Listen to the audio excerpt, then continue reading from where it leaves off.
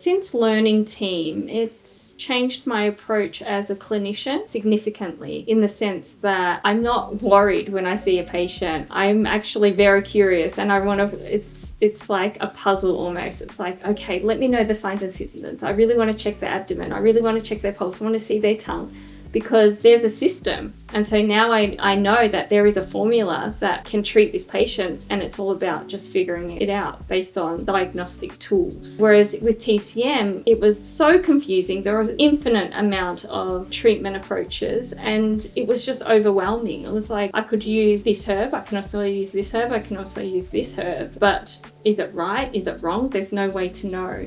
Whereas now that I'm using the TEAM system, I know whether this is right or wrong. For example, if someone has a headache, it eliminates so many different herbs and so many different formulas. And if someone has pulsations, when I check their abdomen, that also eliminates more formulas.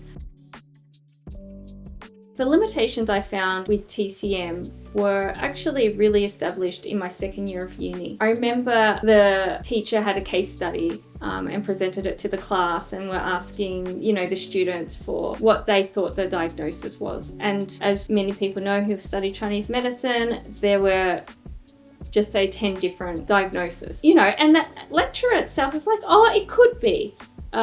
Maybe a little bit of this, maybe a little bit of that, it could be. And I asked the lecturer at the time, I said, so if you have one patient who's presenting with a particular complaint, it's possible to have 10 TCM practitioners diagnose and treat the patient in 10 different ways. And she said yes. And I thought, this isn't a very good medicine. There's no system, there's so much room for error, and it doesn't even make sense. And another difference between TCM and TEAM is the diagnostic approach. TCM uses a lot of philosophy, yin-yang theory, 5 elements, and it was actually established during the Cultural Revolution when China wanted to create a system with TCM, and they just gathered all the different types of theories, put them all together, and therefore TCM was established. So it's very confusing. You have 5 different practitioners, 10 different practitioners. You're guaranteed to get 10 different diagnoses and 10 different treatment approaches. Whereas with TEAM, it's very clear. There's a system. Let me check their pulse. Let me check their abdomen. Let me check their tongue. Let me ask specific questions, and the answers and the observations found need to match the formula. And this eliminates so much room for error.